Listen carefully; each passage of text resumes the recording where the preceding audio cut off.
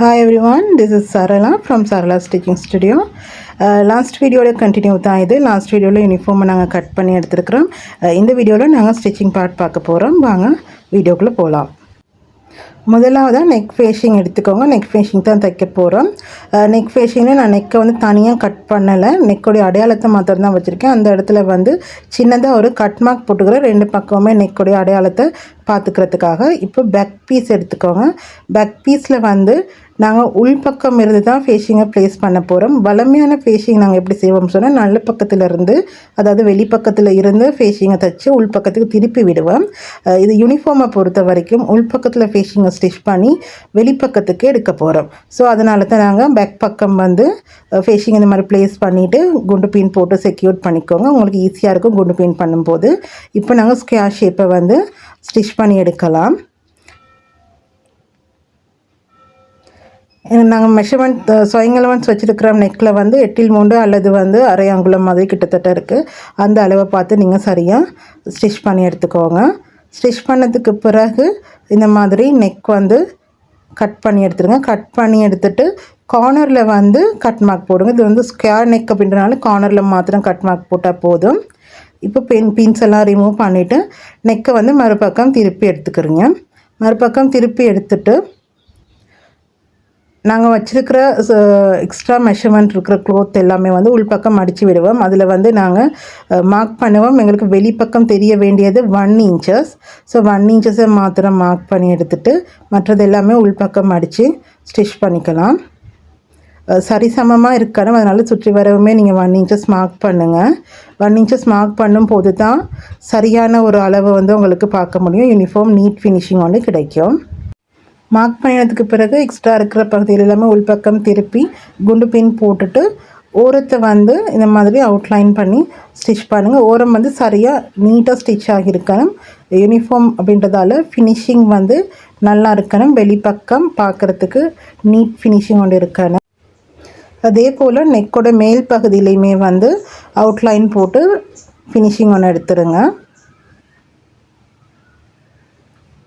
அதுக்கப்புறமா சின்னதாக ஓப்பன் ஒன்று கட் பண்ணியிருக்கிறோம் இல்லையா, அந்த இடத்துக்கு நாங்கள் பயஸ் ஒன்று ஸ்டிச் பண்ண போகிறோம். பயஸ் ஸ்டிச் பண்ணும்போது மேலே வந்து ஒரு 1/2 inches மாதிரி ஒரு சின்ன கேப் ஒன்று விட்டுட்டு ஸ்டிச் பண்ண ஸ்டார்ட் பண்ணுங்கள். அதை வந்து நாங்கள் உள்பக்கத்துக்கு மடித்து தப்போம். ஸோ இந்த மாதிரி ஃபினிஷ் பண்ணுற இடத்துலையும் 1/2 inches மாதிரி வச்சுட்டு கட் பண்ணுங்கள். அதுக்கப்புறமா இந்த கார்னரில் மாத்திரம் ஒரு சின்ன கட் மார்க் ஒன்று போட்டுட்டு பயஸை வந்து ஓரத்தில் நாங்கள் எக்ஸ்ட்ரா விட்டுருக்கிறோம் இல்லையா 1/2 inches, அந்த இடத்த உள்பக்கம் மடித்து விட்டு நீட்டாக ஃபினிஷ் பண்ணிக்கோங்க.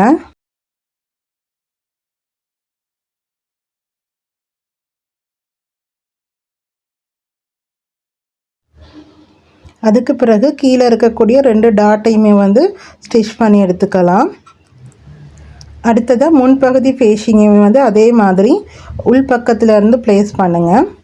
உள்பக்கத்தில் இருந்து ப்ளேஸ் பண்ணி வெளிப்பக்கத்துக்கு தான் எடுக்க போகிறோம். இதுவும் அதே மாதிரி குண்டு பின் போட்டு செக்யூர் பண்ணிவிட்டு ஸ்கொயர் நெக்கை முழுவதுமாக ஸ்டிச் பண்ணி எடுங்க. ஸ்டிச் பண்ணி எடுத்ததுக்கு பிறகு மேல் பக்கம் அவுட்லைன் போடணும். அதுக்காக நெக்கை வந்து கட் பண்ணி கட் மார்க் போட்டுட்டு மேல் பக்கம் அவுட்லைன் போடுங்க. அதே மாதிரி கீழ்ப்பக்கமும் எக்ஸ்ட்ரா 1 inches சுற்றி வர மார்க் பண்ணி எக்ஸ்ட்ரா இருக்கிற க்ளோத்ஸ் எல்லாமே நாங்கள் உள்பக்கம் திருப்பி விட்டுட்டு அதுக்கப்புறம் பேக் நெக்கில் செய்த மாதிரியே ஸ்டிச்சஸ் அவுட்லைன் சுற்றி ஸ்டிச்சஸ் போட்டுக்கோங்க. பிறகு கீழ் டாட்ஸையும் கம்ப்ளீட் பண்ணிடுங்க.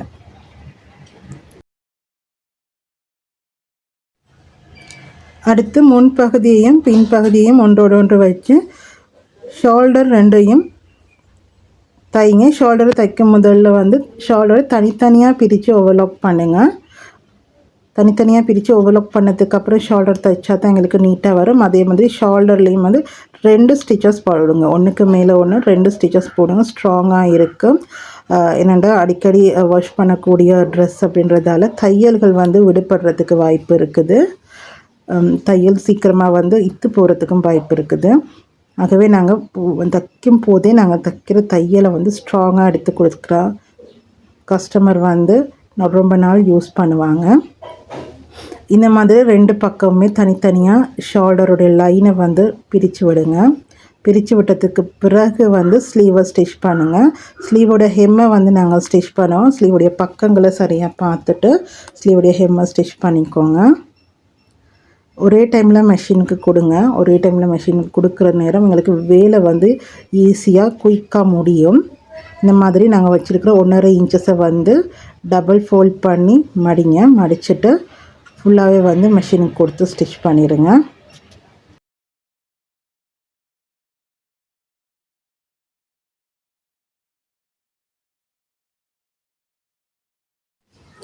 அடுத்து ஸ்லீவு வந்து ஸ்டிச் பண்ணலாம். ஸ்லீவ் ஸ்டிச் பண்ணும்போது சரியான பக்கங்களை பார்த்துக்கோங்க. பேக் சைடு வந்து ஸ்லீவோட பேக் பகுதிக்கு வரணும், ஃப்ரண்ட் சைடு வந்து ஸ்லீவோட ஃப்ரண்ட் பகுதிக்கு வரணும். இந்த மாதிரி சரியாக ப்ளேஸ் பண்ணிவிட்டு ஸ்லீவை வந்து சென்டர்லேருந்து ஸ்டிச் பண்ண ஆரம்பிங்க. இந்த மாதிரி ஸ்டிச் பண்ணும்போது பிகினர்ஸ் ஆனவங்களுக்கு ஈஸியாக இருக்கும், ப்ராக்டிஸ் பண்ணுறதுக்கும் ஈஸியாக இருக்கும். ஸ்லீவ் வந்து சரியாக ஜாயின் ஆகணும். சென்டர்லேருந்து ஸ்டிச் பண்ணி எடுத்துகிட்டு அதே மாதிரி அடுத்த ஸ்லீவையும் பேலன்ஸ் பண்ணி ஸ்டிச் பண்ணிக்கோங்க.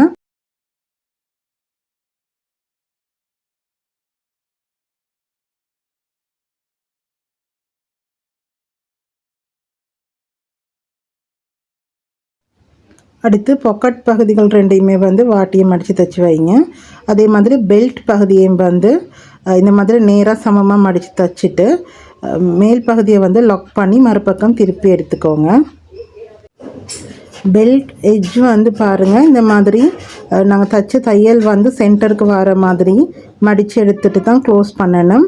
இந்த மாதிரி க்ளோஸ் பண்ணும்போது பெல்ட் சரியாக நாங்கள் தைச்ச ஸ்டிச்சஸ் வந்து உள்பக்கம் போயிடும். சென்டர் பகுதியில் வந்து அந்த லைன் சரியாக வரும். மறுபக்கம் திருப்பி எடுத்து நாங்கள் அயர்ன் பண்ணும்போது எந்த ஒரு தையல் ஜாயிண்ட்டும் வெளிப்பக்கம் தெரியாது. ஸோ இந்த மாதிரி தான் நாங்கள் ஃபினிஷ் பண்ணுவோம். இந்த பாருங்கள், நீங்கள் வீடியோ கிளியராக பாருங்கள், அந்த இப்போ உங்களுக்கு புரியும். இந்த மாதிரி கொஞ்சம் உள்பக்கம் அடித்து விட்டுட்டு ஸ்க்ரூ ட்ரைவர் அல்லது ஏதாவது ஒரு கூரான ஒரு டூல் ஒன்று பயன்படுத்தி நீங்கள் இந்த திருப்பி எடுக்கலாம். கத்திரி மாதிரி பயன்படுத்தாதீங்க, கத்திரி ரொம்ப ஷார்ப்பாக இருக்கிறனால கட் ஆகிறதுக்கு சான்ஸ் இருக்குது. இந்த மாதிரி திருப்பி எடுத்துகிட்டு கார்னர் எல்லாமே சரியாக ஷேப் பண்ணி எடுத்ததுக்கு பிறகு பெல்ட் பாருங்கள், இந்த மாதிரி ஸ்டிச்சஸ் எல்லாமே சென்டருக்கு வந்திருக்கும். அந்த சென்டரை வந்து நாங்கள் உள்பக்கம் வச்சுருவோம். பெல்ட்டில் வந்து வெளிப்பக்கம் தெரிகிற மாதிரி வச்சு ஸ்டிச் பண்ண மாட்டோம். ஸோ அந்த மாதிரி இருக்கும்போது ஃபினிஷிங் இருக்கும். இப்போ பெல்ட்டை நாங்கள் அயர்ன் பண்ணி ரெடி பண்ணிக்கலாம்.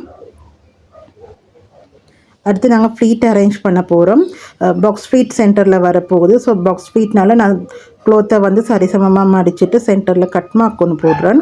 கட் மார்க் போட்டுட்டு அந்த இடத்துலேருந்து 4.5 அங்குலம் ஸ்டாண்டர்டான ஒரு மெஷர்மெண்ட் எடுக்கிறேன். 4 அங்குலம் ரொம்ப சின்ன கேர்ளாக இருந்தால் எடுக்கலாம். இவங்க கொஞ்சம் சின்ன கேர்ளாக இருந்தாலும் சபியாக இருக்கிறாங்க, அதனால மெஷர்மெண்ட் இருக்கிறனால வயிறுக்கிட்ட வந்து கொஞ்சம் அதிகமான மெஷர்மெண்ட் இருக்கிறனால நான் 4.5 அங்குலம் எடுக்கிறேன். அந்த இடத்துலேருந்து மார்க் பண்ணிவிட்டு 1/2 அங்குலம் மாதிரி இந்த மாதிரி டக் பண்ணிக்கோங்க. டக் பண்ணால் தான் பாக்ஸ் ஃப்ளீட் வந்து சரியாக செட் ஆகும். அந்த டக் பண்ண இடத்துல இருந்து சென்டர் பாயிண்ட் வச்சுருக்கிறோம் இல்லையா, கட் மார்க், அதை 2 சம பகுதிகளாக 2 பக்கமும் பிரித்து விடுங்க. உங்களுக்கு வீடியோவை பார்க்கும்போது கிளியராக புரியும்னு நினைக்கிறேன். இந்த மாதிரி 2 சம பகுதிகளாக பிரித்து விட்டுட்டு அந்த இடத்துல வந்து பின் போட்டு செக்யூர் பண்ணுங்கள், அல்லது டெம்ப்ரரியாக ஒரு ஸ்டிச் போடலாம். உங்களுக்கு எது ஈஸியாக இருக்கோ அதை நீங்கள் ட்ரை பண்ணுங்கள். அதுக்கு பிறகு நாங்கள் 2 பக்கமும் தேவையான ஃப்ளீட்ஸை வந்து அரேஞ்ச் பண்ணுவோம். அந்த ஃப்ளீட்ஸை நாங்கள் எப்படி கண்டுபிடிக்க போகிறோம்ன்றதை இப்போ பார்க்கலாம். இப்போ நாங்கள் வந்து சுயங்கலவன் சைட் சீமுக்காக நாங்கள் 1 இன்ச்சஸ் வச்சுருக்கிறோம். அந்த 1 இன்ச்சஸை வந்து 2 பக்கமுமே நாங்கள் மார்க் பண்ணுவோம். சென்டர் ஃப்ளீட் தான் நாங்கள் ஆல்ரெடி ஸ்டிச் பண்ணது. இப்போ 2 பக்கமும் 2 ஃப்ளீட்ஸ் வரப்போகுது. ஸோ நாங்கள் 2 பக்கமும் அந்த சுயங்கலவன்ஸ் 1 இன்ச்சஸை மார்க் பண்ணுவோம். அதே மாதிரி பாக்ஸ் ஃப்ளீட்டோடைய ஆஃபை நாங்கள் மெஷர் பண்ணுவோம். பாக்ஸ் ஃப்ளீட்டோட ஆஃப் வந்து 2.25 வருது. அந்த 2.25 வந்து ஞாபகத்தில் வச்சுக்கோங்க.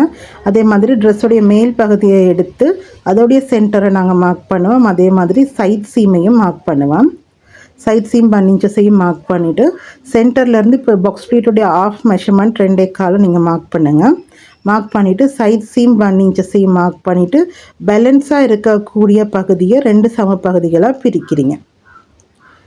நல்லா கிளியராக பாருங்கள்.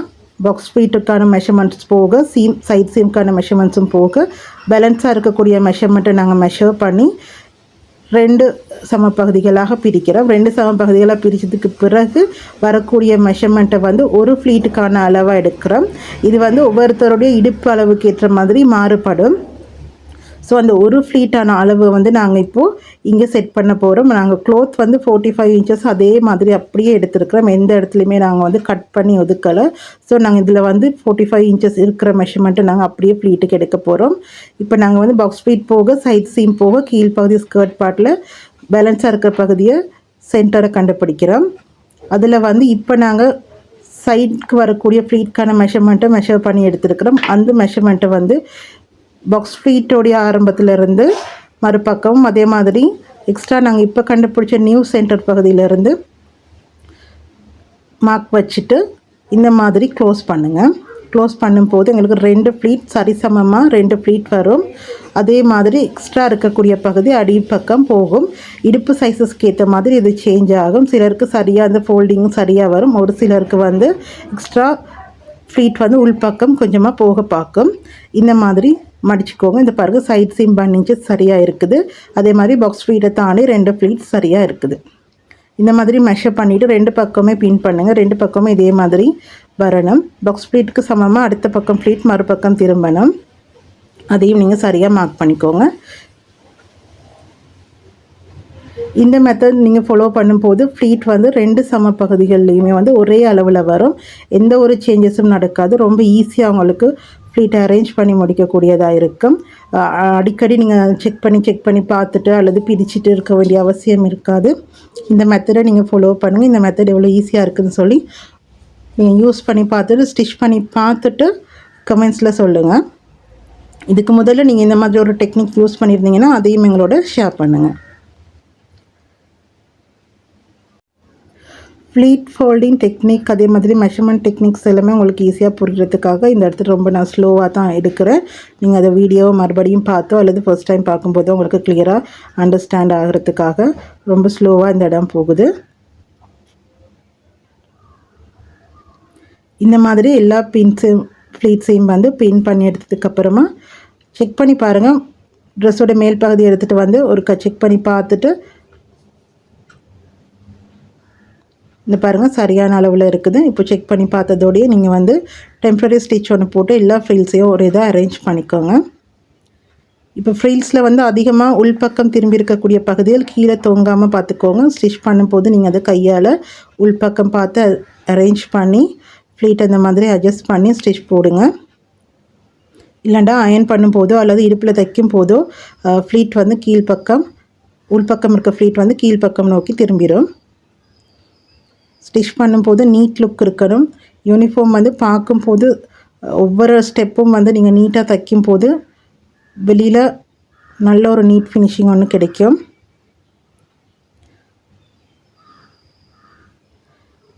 இந்த மாதிரி செக்யூர் பண்ணதுக்கு பிறகு மேல் பகுதியை கொண்டு வந்து இடுப்போடு சேர்த்து தைங்க. தைக்கும்போது 1/2 இன்ச்சஸ் வைங்க. வச்சு தைச்சதுக்கு பிறகு இடுப்பு பகுதியை வந்து ஓவர்லாக் பண்ணி எடுக்கலாம். இதே மாதிரி மற்ற பகுதியையும் ஃப்ளீட் அரேஞ்ச் பண்ணிக்கோங்க. மற்ற பகுதியை நான் ஸ்பீட் பண்ணுறேன். உங்களுக்கு ஃபர்ஸ்ட் பார்ட் வந்து கிளியராக புரிஞ்சிருக்கும். முன்பகுதியை நாங்கள் வந்து ஃப்ளீட் அரேஞ்ச் பண்ணுறது உங்களுக்கு கிளியராக புரிஞ்சிருக்கும். புரியலன்னா வீடியோ மறுபடியும் ஒரு செக் பண்ணிக்கோங்க. இந்த இடத்துல வந்து டாட் வந்து பாருங்கள் ஒரே பக்கத்துக்கு திருப்புங்க. நீங்கள் வெளிப்பக்கத்துக்கு திருப்புறீங்களா இருந்தால் 2 சைட் டாட்டையுமே வெளிப்பக்கத்துக்கு திருப்பி விடுங்க. உள் பக்கத்துக்கு திருப்பி விடுறீங்களா இருந்தால் 2 சைட் டாட்டையுமே உள் பக்கத்துக்கு திருப்பி விடுங்க. இது ஒரு சின்ன டெக்னிக். இதையும் நீங்கள் ஞாபகத்தில் வைங்க.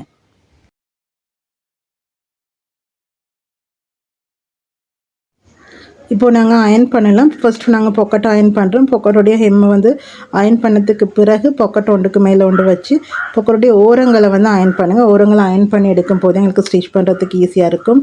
நீட் ஃபினிஷிங்கான ஒரு பொக்கெட்டை வந்து ஸ்டிச் பண்ணிக்கலாம். பொக்கெட் ஸ்டிச் பண்ணுற டெக்னிக்ஸ் வந்து நிறைய இருக்குது.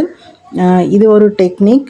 அடுத்ததை வந்து நாங்கள் கலர் யூனிஃபார்ம் செய்கிற ஐடியா இருக்குது. கலர் யூனிஃபார்ம் செய்யும் போது இன்னொரு டெக்னிக் பொக்கெட் வந்து அயன் பண்ணுற டெக்னிக் உங்களுக்கு சொல்லித்தரேன்.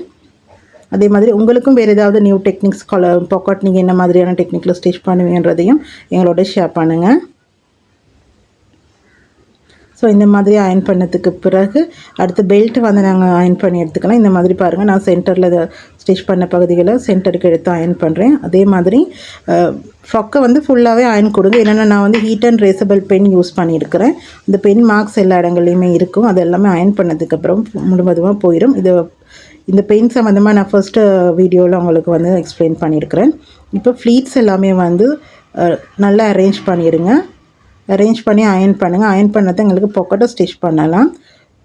சைஸ் ஸ்டிச் பண்ணிவிட்டு அதுக்கு பிறகு ஃப்ளீட்டை வந்து அயர்ன் பண்ண நினைக்காதீங்க. ஆரம்பத்துலேயே ஃப்ளீட்டை அயர்ன் பண்ணி எடுத்தீங்கன்னு சொன்னால் நீட் ஃபினிஷிங் கொண்டு வரும். எப்போயும் எந்த ஒரு ஃப்ளீட் ஸ்கர்ட் செய்கிறதா இருந்தாலும், யூனிஃபார்ம் மாத்திரம் இல்லை, வேறு ஏதாவது ஒரு ஃப்ளீட் ஸ்கர்ட்டாக இருந்தாலும் ஃப்ளீட்டை அரேஞ்ச் பண்ணி ஃபர்ஸ்ட் அயர்ன் கொடுங்க. ஃபர்ஸ்ட் அயர்ன் கொடுத்ததுக்கப்புறமா சைடை வந்து ஸ்டிச் பண்ணலாம். நான் இதுக்காக ஸ்டீம் அயன் யூஸ் பண்ணுறேன். ஸ்டீம் அயனில் பார்த்திங்கன்னு சொன்னால் நல்ல ஒரு ஹீட் இருக்கும், நல்ல ஒரு ப்ரெஷர் இருக்கும். அதனால எங்களுக்கு ஈஸியாக அயன் பண்ணலாம். யூனிஃபார்ம் வந்து அப்படி நீட் ஃபினிஷிங்காக இருக்கும். நான் அதிகமான இடங்களில் நீட் ஃபினிஷிங் அப்படின்ற வார்த்தையை பயன்படுத்தினேன். அதுக்கு காரணம் யூனிஃபார்ம் ஸ்டூடெண்ட் உடுத்திட்டு போகும்போது அவங்களுக்கு ஒரு கான்ஃபிடென்ட் இருக்கணும். அந்த யூனிஃபார்ம் வந்து அழகாக இருக்கிற போது தான் அவங்களுக்கு வந்து மார்னிங் அவங்க அதை வியர் பண்ணிட்டு போகும்போது ஒரு கான்ஃபிடென்ட் இருக்கும். அன்றைய நாள் வந்து அவங்களுக்கு ஒரு ஆக்டிவாக இருக்கும். ஸோ நாங்கள் தைக்கிறவங்களுக்கு எங்களுக்கு இருக்கக்கூடிய பொறுப்பு வந்து தைக்கிற வேலையை, நாங்கள் செய்கிற வேலையை நீட்டாக செய்து கொடுக்கறது தான். நாங்கள் ஏனோ தானோன்ற மாதிரி செய்து கொடுக்காம சரியான மெத்தடில் சரியான டெக்னிக்கை யூஸ் பண்ணி செய்தோம்னு சொன்னால் கிளைண்ட்ஸ் வந்து எப்பயுமே எங்களோட இருப்பாங்க. அவங்க கொடுக்குற அவங்கக்கிட்டேருந்து நாங்கள் வாங்கக்கூடிய பணத்தை விட அவங்கக்கிட்டேருந்து வாங்கக்கூடிய வார்த்தைகள், ஒரு நல்ல ஒரு வார்த்தைகள் மட்டும்தான் எங்களுக்கு வந்து ஒரு என்கரேஜிங்காக பூஸ்டிங்காக இருக்க போகுது. ஸோ இந்த மாதிரி ஸ்டிச் பண்ணும்போது கவனிச்சுக்கோங்க, எல்லா விஷயங்களையுமே கவனிங்க. இப்போ நான் வந்து பாக்கெட்ஸ் மார்க் பண்ண போகிறேன். பாக்கெட் வந்து யூனிஃபார்முடைய ஹைட்டை பொறுத்து, அதாவது நீங்கள் தைக்கிறவங்களுடைய ஹைட்டை பொறுத்து மெஷர்மெண்ட் மாறும். பாக்கெட் எந்த இடத்துல வரப்போகுதுன்றது அதே நீங்கள் எக்ஸ்பீரியன்ஸில் தெரிஞ்சுக்கலாம். நான் கிட்டத்தட்ட ஒரு 2 இன்ச்சஸ் 1.25 இன்ச்சஸ்க்குள்ளே மாதிரி சாதாரணமாக எடுப்பேன். நல்ல ஒரு ஹைட்டான கேர்ளாக இருந்தால் 2.5 இன்ச்சஸ் மாதிரி எடுப்பேன். சில நேரங்களில் ஸ்கூல்ஸில் எங்களுக்கு வந்து கைடு ஒன்று கொடுப்பாங்க. இந்தந்த மெஷர்மெண்ட்டில் இந்தந்த இது இருக்கணும், இந்த பெல்ட் லெவல் இந்த மாதிரி இருக்கணும், பெல்ட் சைஸ் இந்த மாதிரி இருக்கணும், பெல்ட்டோட எண்டிங் இந்த மாதிரி இருக்கணும் அப்படின்னு. ஸோ அந்த ஸ்கூல்ஸில் என்ன கைட் கொடுக்குறாங்களோ அதுக்கேற்ற மாதிரி நீங்கள் ஃபாலோ பண்ணி ஸ்டிச் பண்ணி கொடுக்கலாம். இப்போ நான் வந்து பாக்கெட்ஸ் எல்லாமே வந்து இந்த மாதிரி பின் பண்ணி எடுத்துக்கிறேன். பாக்ஸ் ஃப்ளீட் கட்டாயம் செட் ஆகணும். பாக்ஸ் ஃப்ளீட்டோடையும் மற்ற 2 ஃப்ளீட்ஸோடையும் பாக்கெட் சரியாக செட் ஆகணும். அப்போ தான் வந்து ஃப்ளீட்ஸ் தனியாக தூக்கிட்டு இருக்காமல் இருக்கணும்.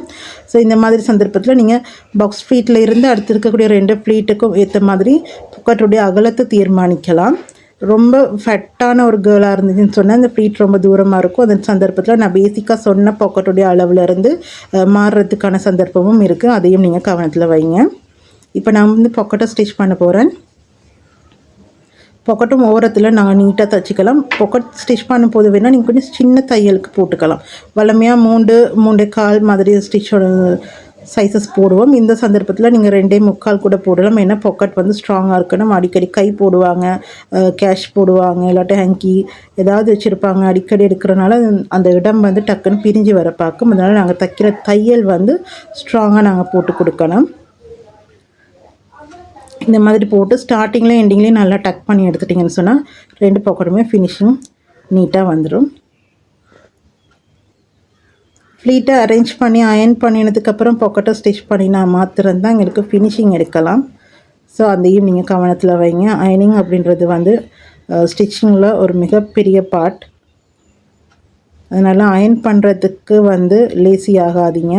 அயர்ன் பண்ணுறத உங்களோட ஒரு ஸ்டிச்சிங்கில் ஒரு பார்ட். நீங்கள் தையலில் ஊசியில் நூலில் கோர்க்குற மாதிரி, கத்திரியில் வெட்டுற மாதிரி அயனிங் வந்து ஒரு பார்ட். அதையும் நீங்கள் எப்பயுமே எந்த ஒரு ட்ரெஸ்ஸுக்கும் செய்கிறதுக்கு மறக்காதீங்க. இப்போ நான் பாக்கெட் முடித்ததுக்கப்புறமா சைட் சீம் ஸ்டிச் பண்ண போகிறேன். சைட் சீம் ஸ்டிச் பண்ண போகிறேன். பாருங்கள், ஆர்ம் ஹோல் 2மே நான் சரியாக வச்சு இந்த மாதிரி குண்டு பின் போடுறேன். அதே மாதிரி இடுப்பு பகுதி 2மே சரியாக வச்சு குண்டு பின் போடுறேன். நான் சரியான அளவில் தைச்சிருந்தேன்னா எல்லாமே சரியான அளவில் சைட் சீம் ஜாயின் ஆகும். 1 இன்ச் வந்து சாயிங் அலவன்ஸ் வச்சுருக்கோம். 1 இன்ச்சே மார்க் பண்ணிக்கிறேன். ஏன்னா நான் வந்து ஆல்ரெடி மார்க் பண்ணது வந்து அயர்ன் பண்ணனால எல்லாமே அழிஞ்சிருச்சு. ஸோ மறுபடியும் மார்க் பண்ணிவிட்டு ஸ்டிச் பண்ண போகிறேன்.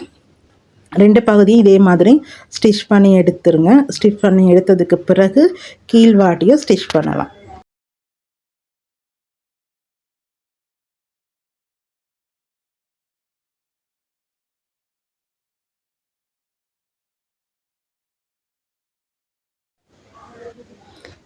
அடுத்ததான் கீழ்வாட்டி ஸ்டிச் பண்ண போகிறோம். கீழ்வாட்டி ஸ்டிச் பண்ணுறதுக்கு நாங்கள் வந்து கீழ்வாட்டியோடைய அளவை வந்து 4 அங்குலம் வச்சுருக்கோம்.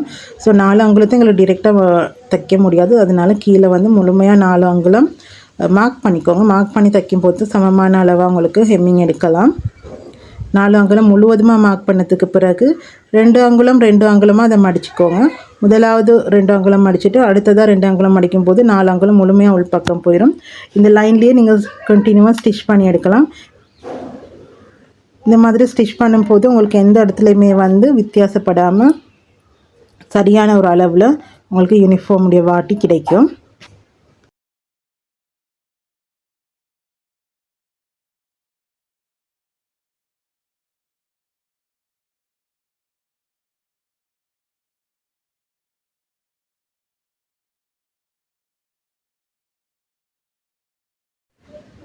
ஃபைனலாக நாங்கள் பெல்ட் அட்டாச் பண்ண போகிறோம். பெல்ட் பார்த்திங்கன்னு சொன்னால் நான் இந்த மாதிரி ஆரம்பத்தில் வந்து லாக் பண்ணி ஸ்டிச் பண்ணியிருக்கிறோம் இல்லையா, அந்த பகுதி தான் வெளியில் தெரியணும். அந்த இடத்துல எந்த இடத்துலையுமே தையல் பகுதி தெரியாது.